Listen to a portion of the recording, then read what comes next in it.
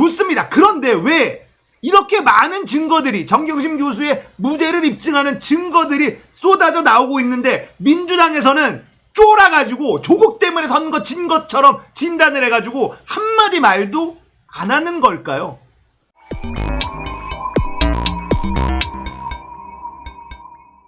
안녕하세요. 딱딱한 뉴스를 쉽고 재밌게 풀어드리는 시사건건 홀스형입니다.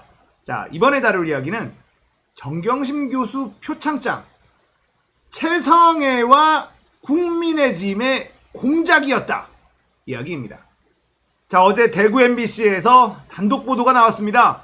최성해 전 총장이 이 국민의힘의 전신 자유한국당의 비례대표 국회의원직을 제안을 받았었다라는 뉴스가 나왔습니다.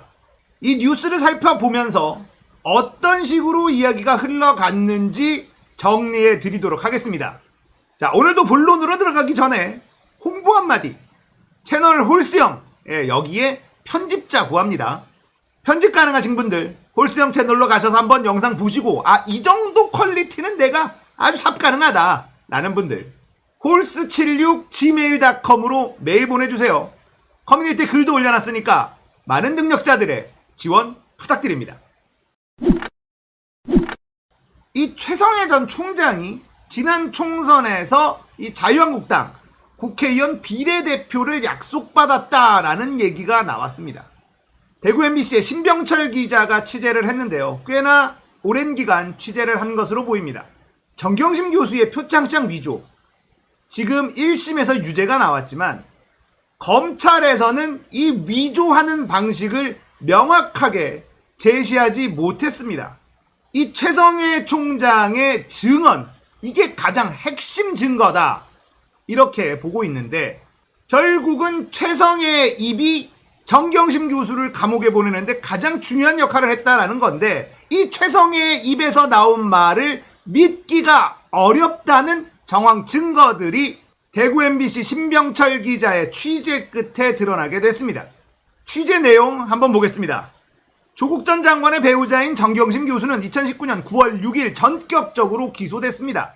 그리고 며칠 뒤 최성해 전 동양대 총장 최측근에게서 충격적인 폭로가 나옵니다.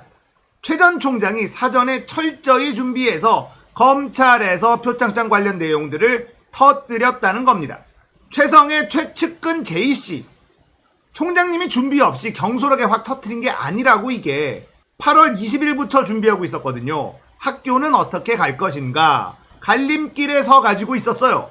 조국 편을 잘못 들었다가는 자한당이 정권을 잡으면 학교 문 닫아야 돼. 그렇잖아요. 자한당이 가만히 놔두겠어요? 실제로 최성해가 이 동양대 관계자에게 9월 4일 이전부터 이걸 준비하느라 바빴다는 말을 한 사실을 취재진이 확인을 했습니다. 그리고 최성해는 학교를 위해서 조국과 붙을 때 세게 붙었다는 말까지 한 것으로 확인이 됐습니다. 이 최성해의 수상한 행보 또 있습니다. 정경심 교수 문제와 관련해 야당 관계자와 논의를 했다는 겁니다. 최성해 최측근 J씨와의 나눈 인터뷰 내용입니다. 2019년 8월 27일에 바로 서울 올라가서 김병준과 우동기 다 서울 올라고 해서 다 만났어요. 최교일 씨가 제일 가까이 있으니까 어떻게 할까 교감을 했을 것 아닙니까? 이런 얘기를 합니다. 최성해는 서울 63빌딩 중식당에서 두 사람은 만났지만 최교일 전 의원은 없었다고 법정에서 증언을 했습니다. 그런데 이 최교일은 며칠 뒤에 국회에서 믿을만한 제보를 하면서 정경심 교수가 대학 캠프를 운영하며 딸에게 일정 금액을 지급했다는 의혹을 제기했습니다. 당시에 이런 사실은 동양대학교와 검찰 관계자들 제외하고는 알 수 없는 내용입니다. 최교일 전 의원은 이 최성해와 만나거나 전화, SNS 등으로 연락한 사실이 전혀 없고 제보자 또한 그가 아니라고 밝혔습니다. 자, 최교일이 나오죠. 이 최교일이란 사람과 최성해는 종친회에서 만나던 사이다. 가까운 친척은 아닌데 아주 먼 친척 관계다라는 겁니다. 그래서 최성해와 최교일의 교감 얘기는 처음부터 계속 제기됐었던 이야기예요. 최성해의 앞뒤가 다른 말도 있습니다. 최성해 총장은 검찰의 압수수색 때 표창장 관련 내용을 처음 알았다고 언론에 밝혔지만 동양대학교는 이보다 열흘 전에 조민양의 수상과 관련한 조사에 들어갔습니다. 최성해는 표창장을 내가 발급한 적이 없다 이렇게 얘기를 했어요. 교육자의 양심을 걸고 얘기하는 거다 이렇게 얘기를 했습니다. 자, 표창장을 자신이 발급한 적이 없어요. 그렇다면 정경심 교수의 딸 조민양이 그 표창장을 받았다는 것도 몰라야 되겠죠. 검찰의 압수수색 때 관련 내용을 처음 알았다 이렇게 처음에는 진술을 했습니다. 그래야 앞뒷말이 맞으니까. 내가 발급한 적이 없는 표창장을 어떻게 알고 있었을까? 말이 안 되잖아요. 정경심 교수가 위조를 해서 표창장을 썼다는 걸 이미 알고 있었다라는 말, 이게 말이 안 되잖아요. 발급한 적이 없으니 조민양이 표창장을 받았다는 사실도 몰랐어야 앞뒤 말이 맞는 거 아닐까요? 본인이 예뻐라 하고 며느리 삼고 싶다고 하고 용돈도 주고 같이 식사도 하고 이랬는데 위조된 표창장을 사용했다는 걸 알고 있었다? 이것도 앞뒤가 안 맞잖아요. 결국엔 나중에 말을 바꿉니다. 최성해는 검찰 소환 전에 표창장 관련 내용을 알았던 사실을 인정했어요. 그리고는 이런 식으로 얘기를 합니다. 2019년 9월 1일 정경심 교수가 먼저 이야기를 꺼냅디다. 그게 생각을 해보니까 나중에 문제가 되면 위임해갖고 했다. 그걸 설명하기 위해서 머리를 많이 썼던 것 같아. 라는 얘기를 합니다. 그러니까 정경심 교수가 이게 문제될 것 같으니까 위임한 걸로 해달라. 이렇게 머리를 많이 썼다. 나는 표창장을 발급한 적이 없는데 정경심이 위조를 한 걸 가지고 문제될까봐 머리를 많이 썼더라. 라는 식으로 이야기를 합니다. 이거 인간 아니죠? 인간 아니에요. 국회의원 총선을 한 달 정도 앞둔 2020년 3월 최성해가 전 동양제 관계자에게 야당으로부터 자유한국당으로부터 비례대표 자리를 보장받았지만 거절했다는 말까지 한 사실을 취재진이 확인을 했습니다. 최성해는 취재진과의 인터뷰에서 이렇게 얘기를 합니다. 내가 비례대표 지금 이 나이에 국회의원 초선 의원으로 돼갖고 젊은 사람들 많은 데서 그 졸병짓을 합니까? 절대로 아닙니다. 이렇게 부인을 해요. 그런데 최성해는 총선을 넉 달쯤 앞둔 2019년 12월 하순에 여러 사람과 식사 자리에서 자유한국당 비례대표 공천 관련 대화를 나눴다고 합니다. 자, 이거는 녹음 파일이 존재해요. 자, 동양대 A 교수가 녹음한 파일. 지난주에 총장한테 누군가가 직접 들었대. 그리고 전화통화하는 걸 옆에서 직접 들었는데 비례 높은 순위 받을 거라고 그러네. 자유한국당의 후신인 미래통합당, 이 위성정당인 미래한국당의 공천관리위원장 공병호 씨에게 사실관계 확인을 여러 차례 요청했지만 2달이 지나도록 답이 없다고 합니다. 자, MBC가 취재한 내용이에요. 후속보도가 있을 것으로 보입니다. 녹취록도 파일로 많이 확보한 것으로 보입니다. 자, 최성해는 비례대표를 제안을 받았다. 그런데 내가 거절했다.